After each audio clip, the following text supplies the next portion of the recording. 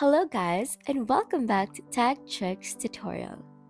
In today's video, I'm going to show you how to make a human in Infinite Craft Roblox. Let's dive right in.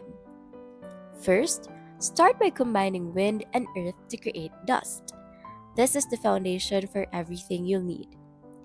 Next, take wind and combine it with dust to form sandstorm. You're starting to see the elements come together now. Then, mix earth with dust to make a planet. Planets are essential for the next steps. Now combine a sandstorm with a planet to create Mars. This is where the magic begins. After that, take Earth and combine it with Mars to create life. This is the key to making living beings. Finally, mix Earth with life, and there you have it, a human. And that's how you create a human in Infinite Craft Roblox. If you found this tutorial helpful, don't forget to like, subscribe, and hit the notification bell for more fun guides like this one. Thanks for watching, and I'll see you in the next video.